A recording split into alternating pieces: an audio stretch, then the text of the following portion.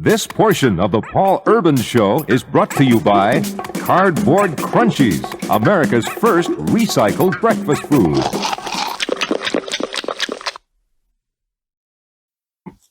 And welcome once again, to another episode of Radio Days. I'm Gary Music Miller. If you're wondering about the name of the show, who in the heck is Gary Music Miller? I will tell you that I was on radio in Huntington, West Virginia, Ashland, Kentucky, Ironton, Ohio from 1971 to 2010, almost 40 years. And a lot of you locals know me from my time on WKEE from 1978 to 2009, 31 years long relationship with that radio station. I was also its music director. And the show is all about feeding this channel, if it happens to be one of your first times, all about feeding your hunger for nostalgia. And we talk a lot about the 70s and 80s. Dave and I do. Dave Black, the co-host who's usually here. And we talk 60s, we can talk 90s, 2000s. I was on the radio forever. Seems like the better part of 4 decades. So we urge you to subscribe if you like what we do. If you like music channels, a lot of other music channels exist, but very few of them star people who are actually on the radio. I'm finding that out. Or are educational. Exactly. But don't tune off because of that. Well, I won't mention any names, but I got an email from somebody who sent me a link to a guy that does a show, and he imparted some information, and it really is far away from the truth. We'll talk about that at some other time. This guy is the truth. This is, I think, probably the 3rd time we've had you visit us. This is Paul Urbahns. I don't think we're counting. I don't know if I can count that high. Well, you might be back 33 times. Math was or 133 times. Math was never my strong suit, Gary. Mine neither. It was English, and thankfully I chose a profession, or it chose me, that used English. Paul Urbahns is with me today as a special guest. If you're here because of him, that's great. We still would like you to subscribe, so the next time he comes back, you won't miss him. And you'll be notified of that. And we enjoy your shares and your likes. And we want to thank the West Virginia Museum of Radio and Technology for providing us with this wonderful mock studio. This is a studio like you would see in the 60s or 70s and maybe early 80s. But has turntables and old microphones here and stuff. And so this is one of the days we're going to be talking about way back, probably 50, 60 years ago. And with me today, as I said, is Paul Urbahns. Paul, this was your idea, and it's a wonderful idea. It's going to interest a lot of people, so talk. Well, I'll shut up. I'd like to straighten something out. A lot of people, even though you think about the Beatles weren't that far back, a lot of people still get the story wrong. And unfortunately, I lived through it. Beatles and Beatlemania, both. They're 2 separate things. Beatlemania and the British Invasion, they're 2 separate things, but I lived through both of them. And I've got a radio story to tell you before we dig into this. Good. In the late 70s, I was working at a radio station, and I had a phone call from a young girl who was in tears. And she said, I was at school today and somebody told me that Paul McCartney was in a band before Wings. Oh, no. And I had to explain about the Beatles and their significance so that she would understand. So this just shows your generational thing, that just because we mention the name the Beatles today and it means something to me and something to you, that does not mean it means something to the general public out there today, the hip hoppers and the rappers and all that other kind of thing. So we're going to give you a brief summary on Beatlemania and the British Invasion. And I'm going to make a controversial statement right off to keep people watching. But I think during this next half hour, I can prove that the Beatles did not start the British invasion. Interesting. Which you probably heard the other way around all your life. Well, that's the name of the band that gets associated with the beginning of the English invasion. Right. And the reason that a lot of English invaders made it over here because they sounded like, or they reminded people like. But I believe you totally. And I probably will have heard of who you tell me began the British invasion. Or well, let's go back into the 1950s and early 60s. The Beatles, first of all, were not the first British act on the American charts.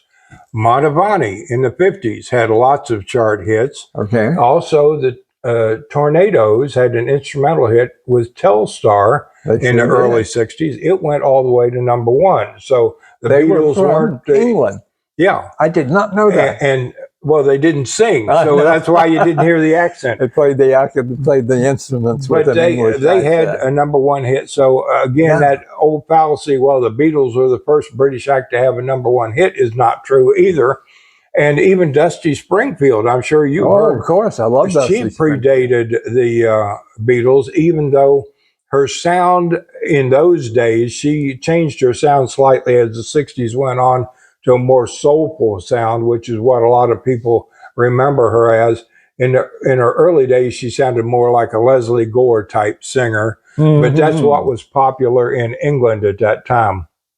So what happened was the Beatles were popular in England, but since there had been no long-term group or artist to be able to sustain a popular music relationship with American fans, Capitol Records did not want to issue their records in the United States. There was a guy by the name of Dave Dexter who was head of the music branch at Capitol Records, and he flat out turned down the first Beatles records. So in Canada, though, I have here a Canadian single. This is Love Me Do, which is on by the Beatles on a Canadian Capitol Records label. And hopefully in the description below, you will find a file that you can look at these items on, so you don't have to read through here. But Please Please Me was refused by Capitol Records. So their manager, actually the company that managed the Beatles, made a licensing agreement with VJ Records, which was primarily a black label out of Chicago, to distribute Beatles records in America. So they issued Please Please Me. It did not do very well. However, it did get airplay, even though it didn't chart. And one of Gary's favorite stations that he listened to as a kid was WLS in Chicago. Absolutely. And if you'll put your glasses on and read hit number 35 on that survey, I would appreciate it. And this is March 15th, 1963. Which was a whole year before most people considered. Yeah. Which number do you 35. want? I don't know why I'm having trouble with. Do you want me to read it?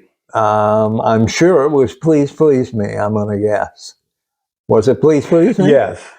Oh, here it is, 35. Please Please Me by the Beatles on VJ Records. Now, can you tell me what's wrong with the Beatles on that survey? Pop quiz for Gary here. I'm going to guess that they spelled it wrong. Yes, it's got 2 T's in it. And that means it was one of the original Beatles singles from VJ Records because it was spelled Beatles with 2 T's, because that's the way the original pressings. I thought they probably spelled it with 2 E's. Well, believe it or not, the master tapes were coming over from England spelled that way. Wow. That's the reason they messed it up, because I've seen pictures of the tapes itself. So after the original pressings, of course, it didn't sell very many of them. And they went ahead and issued other singles from the Beatles. I've got a list of them here. Please Please Me came out in March of '63. And supposedly Before VJ signed the Beatles, the management company tried to sign them to Atlantic, and they rejected them too. Oh, wow. So wow. Atlantic was another rhythm and blues label primarily at that time in the United States. So Atlantic could have had the Beatles. And these records were on sale in America. Oh, yeah. As well. Yeah. Wow. But the only reason I showed you that one is to show that they were sold in Canada, but I don't have a Please Please Me from Canada to demonstrate here today. The next record they issued was on VJ was From Me to You, which was in May of 1963.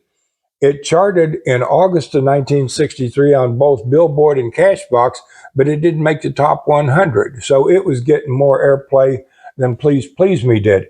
Now, part of the reason that VJ signed the Beatles was because they wanted an artist by the name of Frank Ifield. I Remember You. Okay. You may not remember that song, but that was his one big hit in America. I remember the name. And VJ wanted Frank Ifield, so the management company said, well, if you want Frank Ifield, you're going to have to take the Beatles too. So anyway, they went ahead, and Frank Ifield had I believe it was a top 10 hit with I Remember You. So that was a good movement for them. So then anyway, VJ just goes ahead and continues trying to issue these songs. They did not issue She Loves You because Capitol didn't get a chance to turn down She Loves You because the management company in England was not too happy with the way VJ was going ahead and not getting any chart success. So they licensed She Loves You to Swan Records, which was out of Philadelphia. Wow. It was a small label. It didn't do much either. Their big acts were like Danny and the Juniors and Freddie Cannon and some others that were primarily out of the Philadelphia, New York area. Yeah. But again, they weren't used to marketing British acts. Nobody were. Right. So in the summer of 1963, VJ prepared an album to issue. And this was the album they prepared to issue. It was called Introducing the Beatles. But England's #1 vocal group. That's right. And this album was intended to be the first Beatles album in North America, but it wasn't because BJ was running into financial trouble. Even though they had two of the most popular groups in the country later on, in 1964, they not only had the Beatles, but they had this group. They have the Four Seasons and on VJ. And that's an original pressing of Sherry, which was their first of 3 #1 hits in a row that the Four Seasons had. So VJ was making money, but the story I've heard, and I've seen it in print so many times, but I can't verify it, supposedly some of the company money was being used to pay off gambling debts for one of the executives at the record label. So they got behind on paying Transglobal, who managed the Beatles, the royalties owed for the Frank Ifield record, which was a huge hit, and also on the Beatles records that they were supposed to do, that they did sell. They didn't sell great, but they sold some and therefore owed Transglobal money. So they got behind, and Transglobal found out that Capitol had decided that they was going to go ahead and start issuing the Beatles in the United States. So they routinely canceled the BJ contract, saying due to lack of payments on royalties. Yeah. So, so that's why Introducing the Beatles was not issued in 1963. So Capitol was preparing an album, and the Beatles had already put out 2 albums in England. The first one was Please Please Me, which is basically what the Introducing the Beatles was, with a few songs removed. And the second one was called With the Beatles. Well, Capitol of Canada they passed on the Please Please Me album and did not issue it because the single didn't do very well. They've been issuing these singles in Canada, but not getting hardly any response, even though the guy who ran Capital of Canada was really sold on this group. He thought they were fantastic, but the general public wasn't necessarily buying it. So, but they did decide to go ahead and issue the second album, which was called With the Beatles in Europe. And in Canada, since it was not a well-known group, they issued the album as Beatlemania with the Beatles. So here's where your term Beatlemania comes from, because it had been used, I believe, in a Time magazine article or something like that, describing what was going on in England. So Capital of Canada was first out of the gate with the first North American album by the Beatles, and that was Beatlemania. Well, VJ decided, oh, if Capitol is going to put a promotion on here and start selling records, we can make some money off of this group. We've already pressed up a bunch of records that's not selling, so they had them in the warehouse, right?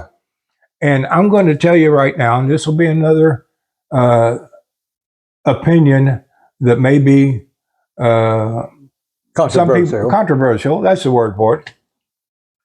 Beatlemania was caused by greed. Pure greed, and that's all. And I'll explain that before we finish out here too. So BJ finds out, Capitol's putting on a big promotion and they're going to issue Beatles albums. So in December of 1963, out comes Introducing the Beatles, which was the first American album by the Beatles, and it was on VJ and started selling. So January of 1964, everybody was talking about the new album on Capitol Records by the Beatles called Meet the Beatles, and read the disclaimer under the title there that is totally wrong. The first album by England's phenomenal pop group, Pop Combo. That's this one, not this one. Not this one. So Capitol was lying right out of the gate. What they wanted to try to say is it's the first American album, but it wasn't, because VJ'd already put one out. I love this. You've read about them in Time, Newsweek, and the New York Times. Here's the big beat sound of that fantastic, phenomenal foursome, Meet the Beatles. And so Capitol put this out with a big push. And of course, there was a big hit called I Want to Hold Your Hand, and it came off of here. And the B-side is also on here called I Saw Her Standing Here, Standing There.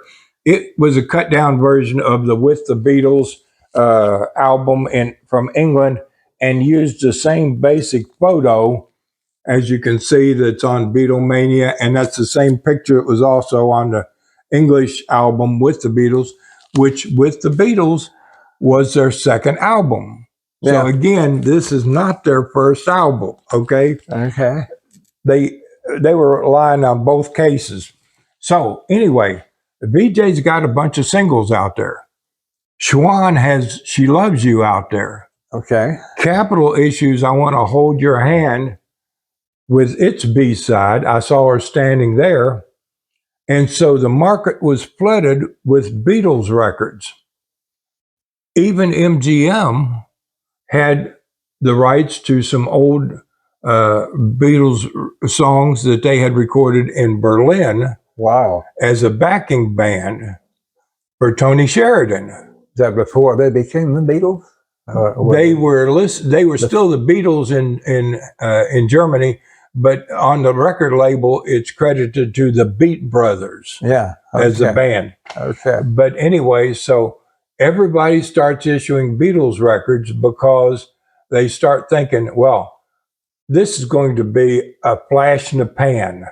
Nobody had made a major input onto the American charts, and every company wanted to have a Beatles record out.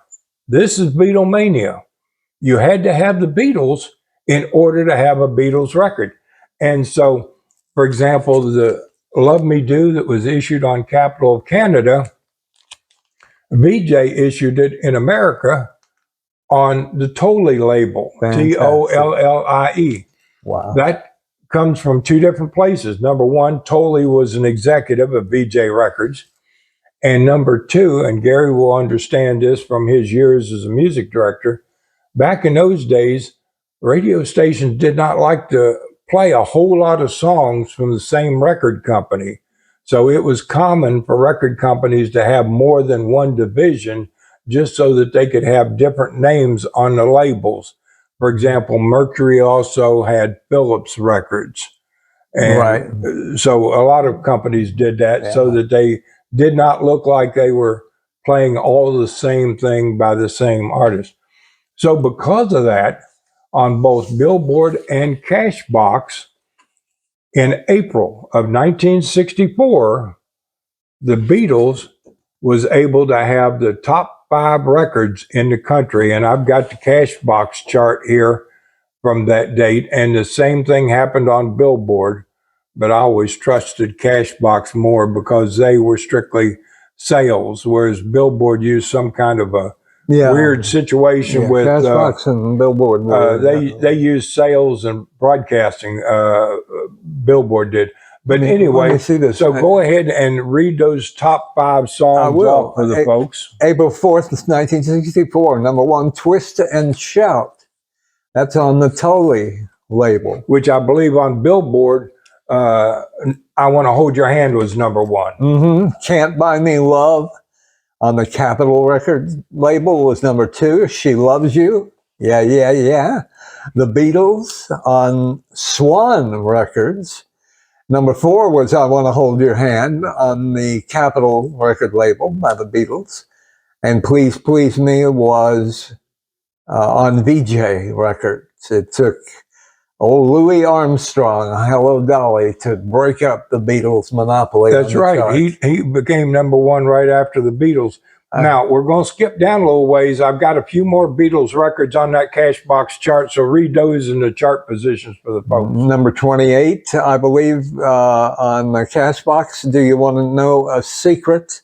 That was on VJ. Roll Over Beethoven, Beatles. Capital of Canada, is that correct? That's correct. 61, number 61, All My Lovin' I Will Give to You. Beatles, Capital. Love Me Do, Love Me Do. 77. It's hard to believe. There's even a Thank You Girl, which I'm not real familiar with, at number 86 on VJ. All those, most all of them were on VJ, except for I Want to Hold Your Hand and She Loves You. All of the rest of them, and if you want to count Roll Over Beethoven, you can, because here it is on Capital of Canada.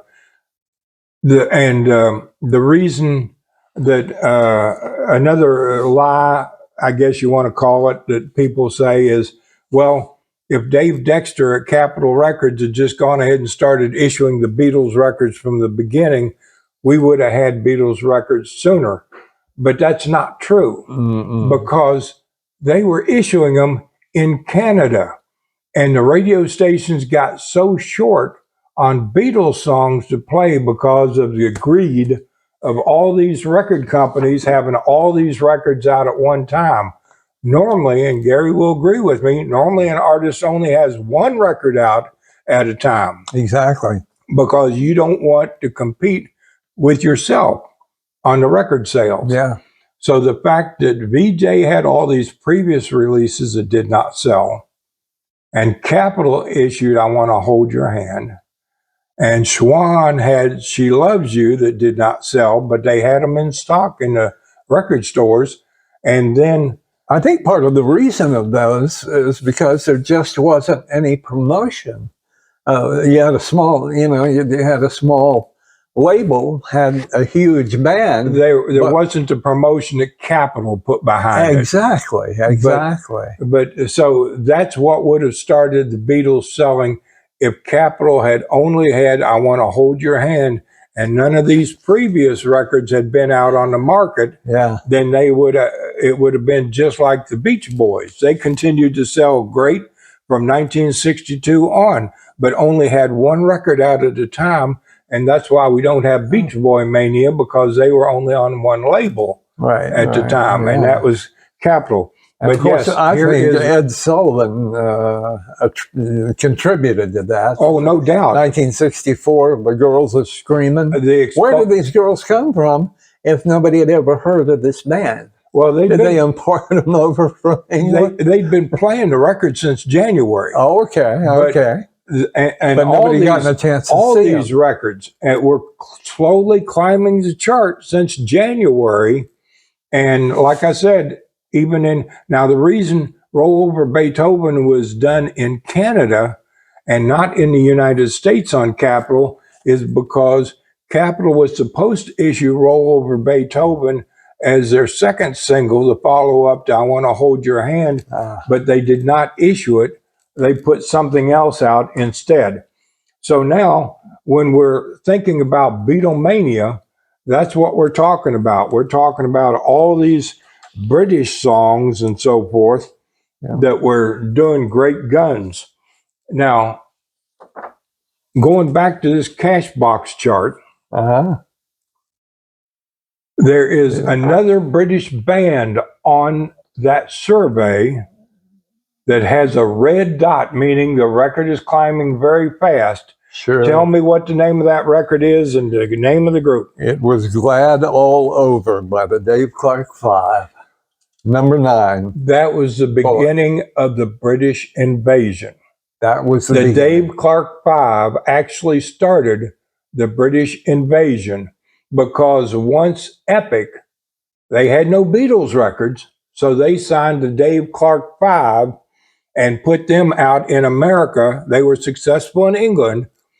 Up until that point, record executives thought, we can't make Beatles records without Beatles and have success. But once the Dave Clark Five broke through and this song went to number 3 on the national charts, oh yeah, what a great song. Record companies started thinking, wait, we can have hits and not have Beatles. Yeah.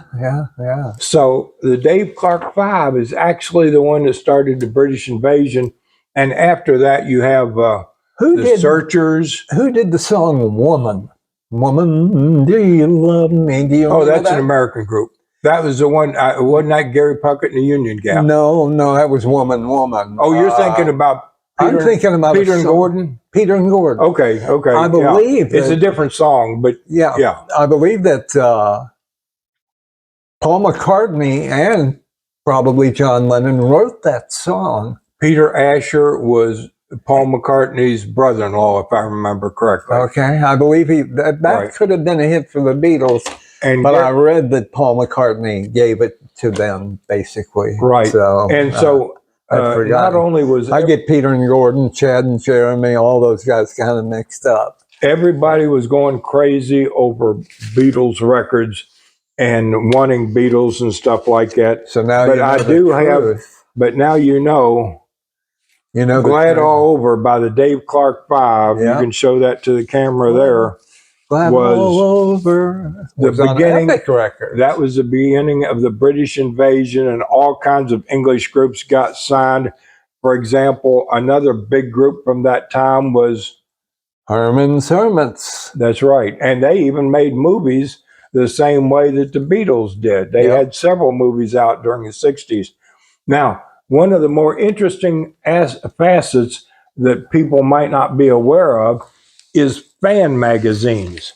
And I happen to have one here, which is typical of the time. This is called the Beatles Fun Kit. This has got pictures and stuff of the Beatles. And I've got books like this for the Beach Boys and all kinds of artists, because in those days, the publishers were trying to get some money, and they would print fan magazines is what they would call it. And they would have articles for the various artists and stuff like that. But one of the neatest things in this one that I wanted to point out, and Gary can hold it up to the camera I'm gonna put my is glasses on. at the bottom of that page. You will notice that there is some record labels. You want to read what the record label says, Gary? See, match them up here.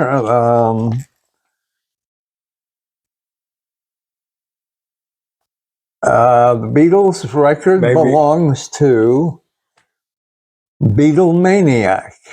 That's right. That's another term. The Beatlemania. Beatles record belongs to Those were labels that you could put on your Beatles record so Beatlemania. nobody would steal them from you. Isn't that something? That is really something. Yeah, So, I've never seen anything like that. Fan magazines. Another big thing that came about at that time and is not totally related. Well, some of it is related to the Beatles. We also had sound-alike records in those days. This is done by a very popular label out of Nashville, Tennessee, using studio singers. Put your glasses back on, Gary, Okay. because I want you to read the name of the artist on "Please Please Me" on this Please sound-alike. Please Me, done by the Boll Weevils. The Boll Weevils. I hear Dave laughing back Please Please Me. there. Do you know what a boll weevil is? I sort of do. I know it's got something to do with cotton or eats cotton or something. The boll weevil, Gary. Okay. This is a play on words now. Okay. Because these are studio musicians. They can't put the real singers' names on here because they're licensed to other labels. The boll weevils, a boll weevil is a southern beetle. And this was recorded in Nashville. So that's just one example of how they did things. Very clever. Another kind of fan magazine was like Song Hits and Hit Parader. And these magazines, you may remember, they printed the lyrics to the current hits in there, and they had articles about the artists too. But in the back of these Song Hits magazines, they sold records, extended play records, 60 hit songs for almost $4. Yeah. And that's because the Song Hits label, which was marketed through there, were 45 RPM EPs and had 6 songs on each single. These are sound-alikes. These are not the original record. The purpose of these, Gary, was people reading the magazine could buy the records and sing along with the record. Okay. So that's why they sold them in the back of the magazine. Wow. So to close up our Beatles thing here, the Beatlemania was one thing that's caused by greed, because all these record companies got their records out on the market at one time, and therefore you could buy more than one at a time. And teenagers would go in with their dollar bills and say, give me 4 Beatles records or something. And you'd have mostly VJ records, but you'd have a Swan hit, She Loves You, which you said, yeah, yeah, yeah. And to me, that was the most iconic early Beatles song there was, because on advertising, you could see these 4 mop top haircuts and just the words, yeah, yeah, yeah. And you knew exactly what they were talking about, right, Gary? That's right. That's exactly. Right. Exactly. Now, Gary mentioned the Ed Sullivan Show. I did, only because that's when a lot of people think this all started. Well, there was a big push. It was the first time they'd been on American television. And I believe that was in February. And there were tons of screaming girls. You couldn't hear the music. Right. Now, believe it or not, video many times. As a general rule, Beatles songs are very hard to license for movies or anything like that. They did make a few movies. They made Hard Day's Night, Help, and Yellow Submarine. Yeah. And there was a television one, which we won't mention because it was a total flop. And most Beatles fans. Cartoon even? Yeah, in the 70s they did an animated cartoon. Wow. But believe it or not, there was one movie that came out and it told the story of the Ed Sullivan Show, used excerpts from the show in the movie, and used all Beatles songs, 17 of them, in the soundtrack of the movie. And it's called I Want to Hold Your Hand. Right here is the DVD. And here is the VHS tape for those who are old enough to remember VHS tapes. And the neat thing about this, it's a fictional story made up following 3 or 4 teenagers on the night of the Ed Sullivan Show, which is what Gary's been talking about. These teenagers come into New York. They don't have tickets to the Ed Sullivan Show, so they crash the Beatles hotel and end up in their room when they're in there talking to each other before the show and so forth. Yep. Murray the K, the famous New York DJ, who was credited as being the 5th Beatle because he toured with the Beatles, introduced them supposedly to America, although we do know that WLS was playing Please Please Me a year before any of this happened. Wow, that's amazing. He's in the movie. So it's a docudrama. Yeah. You know, it's half documentary, half drama because it's made up. And I totally recommend it for anybody. It's a wonderful movie. Who wants to be introduced to what Beatlemania was all about. Yeah. So, Gary, that's basically it. That's the history of Beatlemania and British Invasion. Of course, we've had a lot of artists that came along afterwards. And I did want to make one further comment before we sign off. This is a WKEE survey from 1967. And I've also heard 11 years before I started there. So go ahead and read off some of the British acts that's on that 1967 survey. Well, let's see. I think Procol Harum was British. Yes. Whiter Shade of Pale. All right. Which we're going to talk about next show. We have the Bee Gees. And we did not compare notes here, folks. Coming out of here to Love Somebody. I don't know where Sandy Posey was from. She was from Nashville. I don't know where Ronnie Dove was from. Nashville. The Tremolos had to have been a British band. That's right. Yep. Silence is Golden. That's an old Four Seasons song that the Four Seasons did not issue as a single. And the Tremolos went ahead and Tremolos did it and had a big song with that. The Happenings. No, that was a New York group. Was that a New York group? Okay. Down to... don't think too hard on this, Gary.